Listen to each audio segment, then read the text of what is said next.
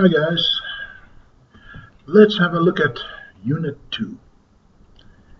Right, learning outcomes. After working through this study unit, you should be able to distinguish between different ways of studying NRMs, to demonstrate an awareness of a multiplicity of correct interpretations, and indicate how different methods of studying lead to different results.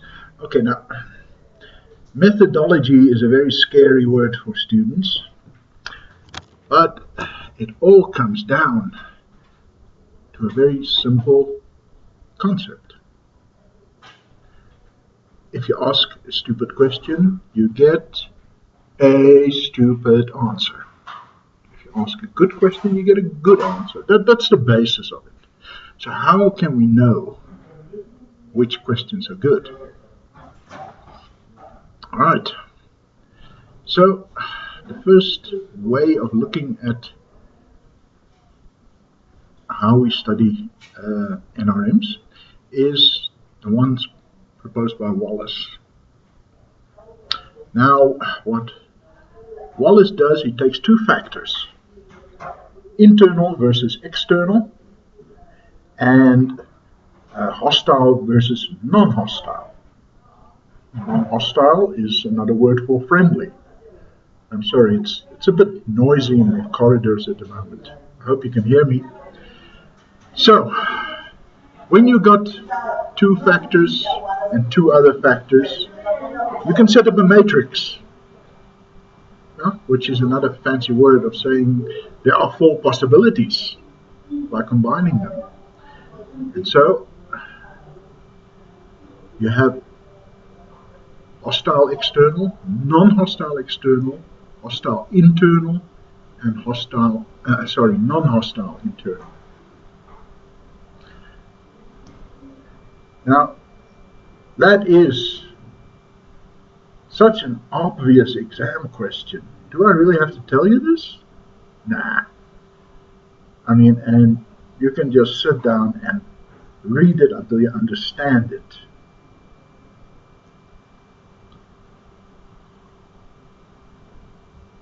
Right, hostile external. Right, so if you, before you even start studying, you think NRMs are evil and we should get rid of them, and obviously you don't have any inside contact, then you're hostile and external. Alright, if you have no opinion on them, no, you're coming on in as a friendly, interested outsider. That's non-hostile external. Then there are people who used to belong to an NRM and left it, and they're now saying, biggest mistake I made in my life. And if they go into research, remember, they were insiders. They may still have contacts there, right? They know this NRM, even if they're not members anymore. That's hostile internal, right? And finally, there is non-hostile internal. This is when you are friendly to them and you almost belong, or even if you do belong. Danger of that is that, well, you know, you might be gushing about it. Oh, the leader of the group is so wonderful, such a warm, humane human being. You don't have a critical distance. So, which one do you think we like?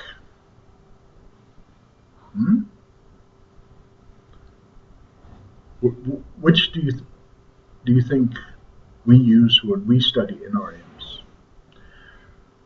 Well, remember, we're phenomenologists by and large, so yeah, we would tend to be non-hostile. We are not members, so would be external. Non-hostile external is what we would use most of the time. However, if you've done our first year course, you'll know that phenomenology is only one way to study religion. There's also a critical approach. Right? And critical can be, really hostile. It doesn't have to be that. Right? So sometimes if you're using a Marxist, a Freudian, a feminist approach that is more critical, you may end up moving towards the hostile external approach. And I don't want you to think that these are four neat little categories. I mean, that's the way we've put it here, that Wallace put it here. But in reality, people move within a category and they move between categories as they look at things in different ways. All right, explanatory studies of NRMs. Fairly straightforward. I don't ask it very often, but I can. So if I asked for the non-hostile, hostile, external, internal, I will always put Wallace's name on it. Right?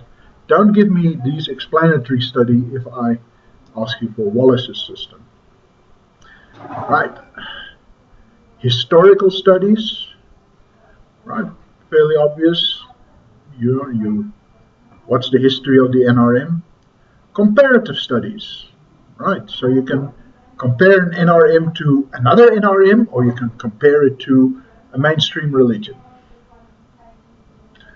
Contextual studies examines the social and political factors involved in the development of NRMs. Right? And hermeneutical studies. This is a little trickier. What does that mean? It means, what is the meaning of this NRM? What does it mean to the people who find themselves in it? What does it mean in terms of wider society? Right. Right, activity 2.1, right?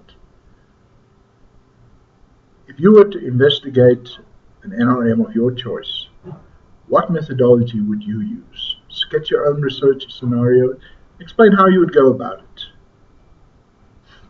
So in this course, when we talk about methodology, we tend to talk about it at a very high level. We don't get into the nuts and bolts of questionnaires and interviews, etc., etc. Still just for your own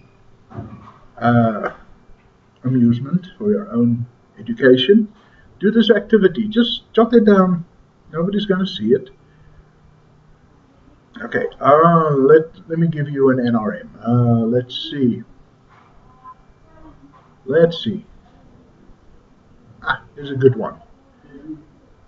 Neo-Pagans. Go look it up. Yeah? There are different kinds of Neo-Pagans. And what they have in common is that they're trying to revive ancient religions, mostly European in origin. Right, so let's say you come across this group, Neo-Pagans. Neo means new, pagans means not Christian. And okay, there's this group in your neighborhood who are practicing this ancient religion and trying to revive it. What approach would you use? Would you be hostile? Would you be non-hostile? Would you be external, internal? Right? Would you want to do their history? Would you want to figure out the meaning? Would you compare them to somebody else? So just jot it down on a piece of paper. each of those things. Yes, I would be non-hostile because, and that's the important thing, why? Right. Then there's your first article in the reader, right? The Scientific Study of Religion, You Must Be Joking, by Barker. And it's a sort of light-hearted introduction. And,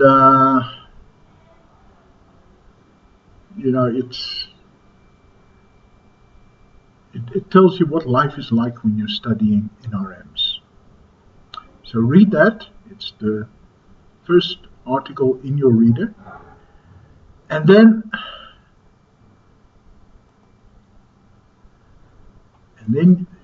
she gives 6 types of secondary constructors. And you'll have to read the article to see what that is. Then categorize them into the 4 approaches propounded by Wallace. Right? So, do Barker's 6 types fall into Wallace's 4 types? Yeah? What happened to the other 2? Are the 2 left over, or is there one of Wallace's category with 2 of Barker's categories in it? Try to work that out. And hey, if I ask the question on Wallace and somebody happens to mention how Barker's categories fall into that, yeah, that would be worth some marks. And vice versa, of course. Don't think I've ever asked Barker's 6 types in an exam. Maybe I should think about it. Anyway, make a note of them. Just because it's not in the study guide doesn't mean I can't ask it. It's prescribed. And the same thing counts. This activity lets you combine 2 ways of looking at religion.